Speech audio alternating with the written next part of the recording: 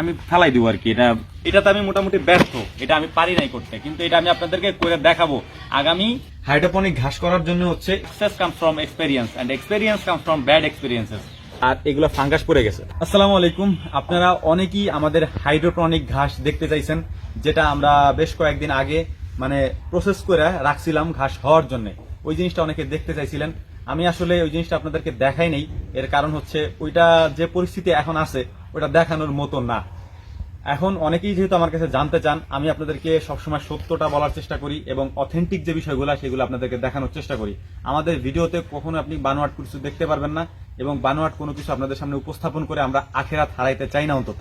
এই কারণে আমি সবসময় আপনাদেরকে সত্যটা দেখানোর চেষ্টা করি। ওই যে হাইড্রোপনিক ঘাসটা আমরা তৈরি করতে দিছিলাম, এখন আমাদের এখানে একটা সিস্টেম আছে, সেটা আপনাদেরকে যদি বলি। আমাদের এখানে আপনারা দেখেন, এটা হচ্ছে মুরগির খামার। হ্যাঁ, এটা দেশি মুরগির খামার। যেহেতু আমাদের এই মুরগির খামারে মুরগি সবসময় বাহিরে থাকে, মুরগি কখনো কিন্তু আমরা মানে ভিতরে পালি না, ছেড়ে দেই আর কি। আর এই পাশে হচ্ছে আমার কবুতরের ঘর। এই যে কবুতরগুলো এখন হচ্ছে বাহিরে, কবুতর আমরা কখনো আটকায় পালি না, আমরা সব জিনিস ছেড়ে পালি। হ্যাঁ, এর কারণ হচ্ছে হাঁস আপনারা দেখছেন, হাঁসও আমরা ছেড়ে পালি আর কবুতরও ছেড়ে পালি। যেহেতু কবুতর হচ্ছে উপরে থাকে, ওই যে ওই পাশে চালের উপর আছে কবুতর। হ্যাঁ, দেখাও একটু জুম করে।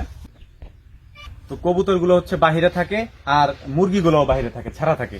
এই কারণে ওই হাইড্রোপনিক ঘাসের কি অবস্থা হয়েছে আপনাদেরকে আমি দেখানোর চেষ্টা করতেছি। আসা, আমার ওই ঘাসগুলো রাখার কোনো জায়গা নাই। মূলত হচ্ছে আমি যেখানে রাখছি এটা আপনাদেরকে দেখাইতেছি, দেখাইলেই বুঝবেন আসলে ওটা কেন এরকম হইলো। এইটা হচ্ছে আমার ঘাসের ঘর, মানে এখানে আমি ঘাস কাটি আর কি। এইখান থেকে এই পাশে একটা চেম্বার আছে, চেম্বার বলতে একটা ঘর আছে। এইটা হচ্ছে এইটা, এই ঘরের মধ্যে মূলত আমরা হচ্ছে গরুর খাবার রাখার জন্য এই ঘরটা বানাইছিলাম। তো এই ঘরটাতে এখন গরুর খাবার রাখি না, গরুর খাবার রাখি আমি যেখানে বাইক রাখতাম, ওই বাইক রাখার ঘরে হচ্ছে আমি গরুর খাবার রাখি আর কি। তো এইখানে এই ঘরের ভিতরে মূলত আমি হচ্ছে এই জিনিসগুলোকে রাখছিলাম। আসো ভিতরে আসো। আর এই হচ্ছে আমার সেই ট্রে, হ্যাঁ, যে ট্রের মধ্যে আমি হাইড্রোপনিক ঘাস করছি। এখানে দুইটা করছি, আমি বাইরে নিয়ে দেখাইতেছি আপনাদেরকে। তো এই জায়গাটা আপনারা দেখতেই পাচ্ছেন পুরা অন্ধকার, এখানে কোনো আলো নাই। হ্যাঁ, হাইড্রোপনিক ঘাস করার জন্য হচ্ছে এটাকে প্রথম 3 দিন এরকম ঘেরা জায়গায় রাখতে হয়। কিন্তু আমার ক্ষেত্রে কি হয়েছে আমি আপনাদেরকে বাইরে নিয়ে দেখাইতেছি। এই জায়গাটাতে শুধুমাত্র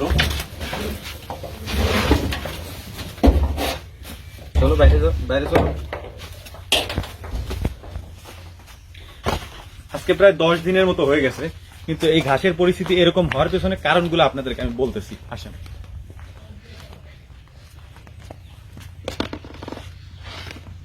এখানে আপনারা দেখতেই পাচ্ছেন যে দুইটা ট্রে আছে।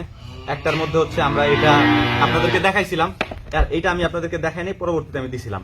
এখানে মেন সমস্যাটা হচ্ছে কি, সেটা হচ্ছে এইটা হচ্ছে সম্পূর্ণটাই ছিল হচ্ছে ঘরের মধ্যে আবদ্ধ অন্ধকারের মধ্যে। হ্যাঁ, সম্পূর্ণটা, ওখানে কোনো আলো বাতাস কিচ্ছু নাই, যে কারণে হচ্ছে এইগুলো হচ্ছে সাদা সাদা হয়ে গেছে। হ্যাঁ, আর এই পাশেরটাও সেম অবস্থা, এগুলো সাদা সাদা হয়ে গেছে।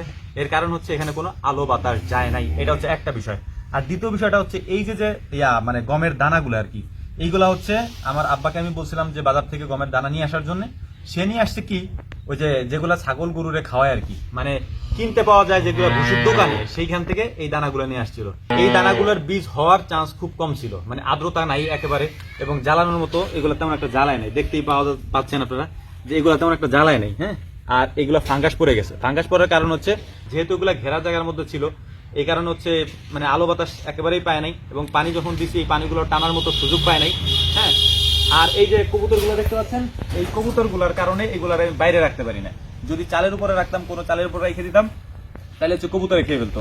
এখন আপনাদেরকে একটা জিনিস দেখায়, যেখানে আমি রাখছিলাম সেখান থেকে মুরগিতে খায় কি করছে দেখেন, এই যে এগুলো সব মুরগিতে খেয়ে ফেলছে, এই সাইড দিয়ে সব মুরগিতে খাইছে, এবং এটা 3 দিন পর্যন্ত ফালাই দিছে নিচে।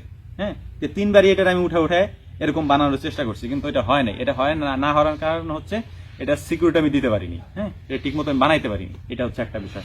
আর এইটারও সেম অবস্থা, এটা দেখেন এই যে এই পাশের অর্ধেক খাইয়ে ফেলছে, এখান থেকে এইটুক মুরগিতে খাইয়ে শেষ করে দিছে। মূলত এটা না হওয়ার পেছনে কারণ হচ্ছে আমার রাখার জায়গা নাই, আর এইটা না হওয়ার কারণ হচ্ছে এটার অর্ধেক মুরগিতেই খাই ফেলছে। তো ওইটার ভিতরে মুরগি যায়। এই যে আমাদের এখানে সব বাড়ি ভরা মুরগি আর কবুতর, যেহেতু বাইরে রাখলে কবুতরে খায়, ভিতরে রাখলে মুরগিতে খায়। তো এই কারণে হচ্ছে এটা আমি করতে পারি না। ইনশাআল্লাহ আজকে আমি এগুলো ফালাই দিব, সব ফালাই দিয়ে মানে আমি নতুন করে আমি আপনাদেরকে কইরা এটা আমি আপনাদেরকে দেখাবো। যেহেতু আমি আপনাদেরকে দেখাইতে চাইছি, অবশ্যই আমি আপনাদেরকে দেখাবো এটা কিভাবে করে। যেহেতু করতে পারি না, আমাদের বাড়িতে মিস্ত্রি আছে, যেই পাশে ঘর দিতেছে, তো এই ঘরের কাজের মিস্ত্রি আসছে, ওনাদেরকে দিয়ে আজকে আমি কাজ করাবো, যে কারণে ভিডিওটা আজকে করতেছি। করায় এবং ওইগুলারে নেট দিয়ে ঘিরে একটা ঘর রাখবো যেখানে আলো বাতাস যায়।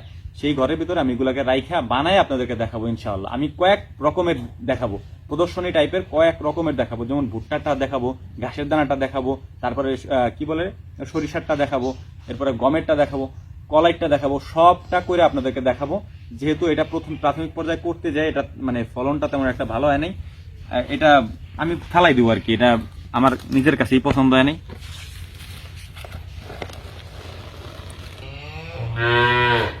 এইটা হচ্ছে এই যে পরিস্থিতি। হ্যাঁ, তারপরও এটা মোটামুটি হয়েছিল। হ্যাঁ, যদি ফাঙ্গাস না পড়তো তাহলে আমি এটা গরুর সামনে দিতাম, যেহেতু এটা ফাঙ্গাস পড়ে গেছে অনেকখানি, তো এটা আমি আর গরুর সামনে দিব না।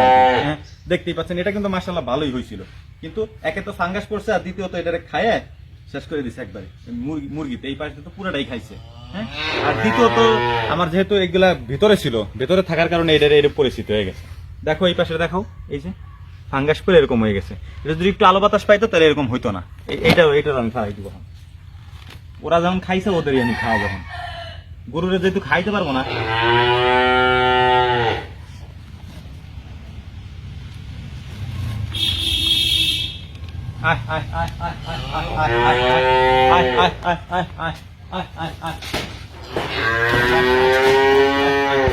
এই এক্সপেরিমেন্ট ব্যর্থ হওয়ার পেছনে দায়ী হচ্ছে ওরা। ঠিক আছে, আমার জায়গা নাই।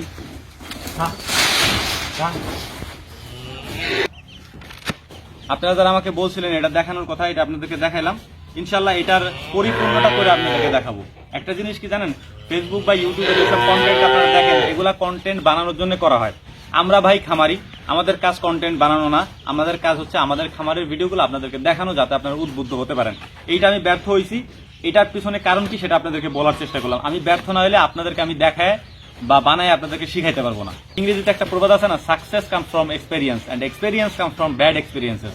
আপনি যদি ব্যর্থ হন তাহলে আপনি শিখতে পারবেন, যদি আনসাকসেস হন তাইলে আপনি সাকসেস কেমনে হইতে হবে সেটা আপনি জানতে পারবেন।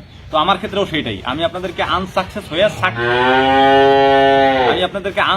হয়ে তারপরে কিভাবে সাকসেস হইতে হয় সেটা দেখানোর চেষ্টা করবো ইনশাল্লাহ। এটাতে আমি মোটামুটি ব্যর্থ, এটা আমি পারি নাই করতে, কিন্তু এটা আমি আপনাদেরকে করে দেখাবো আগামী 1 মাসের মধ্যে। যেহেতু আমার এখন একটু কাজের চাপ আছে, কাজের চাপের মধ্যে আমি এগুলো শেষ করে আপনাদেরকে দেখানোর চেষ্টা করবো ইনশাআল্লাহ। আসসালামু আলাইকুম ওয়া রাহমাতুল্লাহ।